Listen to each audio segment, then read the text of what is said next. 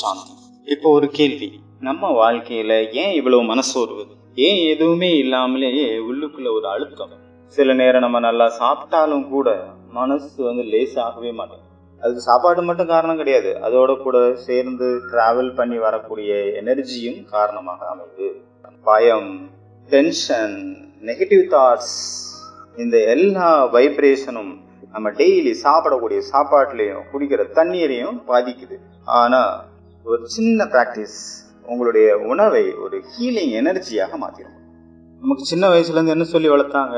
சாப்பாடு அப்படின்னாவே protein, vitamin, calories. ஆனால் ராஜயோகம் வேற லெவல் உண்மையும் சொல்லுது. இந்த உலகத்தில் இருக்கிற எல்லாத்துக்குமே வைப்ரேஷன் இருக்கு. தண்ணீருக்கு வைப்ரேஷன் இருக்கு, சாப்பாட்டுக்கு வைப்ரேஷன் இருக்கு, மனசுலேயும் வைப்ரேஷன் இருக்கு. கோபத்தில் சமைக்கக்கூடிய ரெடி பண்ணக்கூடிய சாப்பாடாக இருக்கட்டும், அவசரத்தில் சாப்பிடக்கூடிய வேகமாக சாப்பிடக்கூடிய சாப்பாடாகட்டும், எல்லாத்துலேயுமே அந்தந்த எனர்ஜி அங்கே பிரகட் ஆயிருக்கு. அதனால தான் பார்த்தீங்கன்னா சில நேரம் சாப்பாடை சாப்பிட்ட உடனே நமக்கு ரொம்ப மனசு லேசாக இருக்குது. சில சாப்பாட்டை சாப்பிட்ட உடனே நம்ம மனசு ரொம்ப ஹெவியாக ஃபீல் பண்ணுது, சுமையாயிருக்கு மனசு. ஏன்னா இந்த சாப்பாடானது வயிற்றை மட்டும் நிரப்புறது கிடையாது, அது ஒரு எனர்ஜி டிரான்ஸ்ஃபராகவும் வேலை செய்யுது.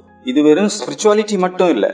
இப்போ மாடர்ன் சயின்ஸ் கூட ஹியூமன் இன்டென்ஷன் பற்றி ரிசர்ச் பண்ண ஆரம்பிச்சு. நம்மளுடைய எண்ணங்கள், நம்மளுடைய எமோஷனல், நம்மளுடைய உணர்வுகள் நம்மளுடைய உடம்பையும் பாதிக்குது, நம்மளுடைய சுற்றுப்புற சூழ்நிலையும் பாதிக்குது. நம்ம ரொம்ப அமைதியாக இருந்தோம் அப்படின்னா நம்மளுடைய பாடி ரிலாக்ஸ் ஆகுது. நம்ம அமைதியாக இருக்கும்போது நம்மளுடைய உடம்பும் அமைதியை ஃபீல் பண்ணுது. நம்ம நன்றி உணர்வை ஃபீல் பண்ணும்போது நம்மளுடைய மனசு சமநிலையில் இருக்கு. அதனால தான் பல கல்ச்சரில் சாப்பாட்டுக்கு முன்னாடி ப்ரேயர் பண்ணுறாங்க. அது ஒரு நம்பிக்கை மட்டும் கிடையாது, அது ஒரு எனர்ஜி டிரான்ஸ்ஃபர்மேஷன். ராஜயோகம் என்ன சொல்லுது தெரியுமா? நான் இந்த உடம்பு இல்லை, நான் ஒரு அமைதியான ஆத்மா. இந்த ஆத்மா உணர்வில் இருந்து நீங்கள் ஒரு அமைதியான எண்ணத்தை அந்த சாப்பாட்டில் கொடுத்தாலே அந்த சாப்பாடு அது பாதிப்பை ஏற்படுத்தும். இப்போ ஒரு சிம்பிள் ப்ராக்டிஸ் பார்க்கலாம். அடுத்த தடவை நீங்கள் சாப்பிட்றதுக்கு முன்னாடி 5 செகண்ட் மட்டும் அதை நிறுத்துங்க. மொபைலை வச்சுருங்க, அமைதியாக மூச்சு இழுத்து விடுங்க. உங்களுடைய நெற்றியினுடைய நடுவில் ஒரு பாயிண்ட் ஆஃப் லைட் ஆத்மா. அப்புறம் மனசுக்குள்ள சொல்லுங்க, நான் ஒரு அமைதியான ஆத்மா.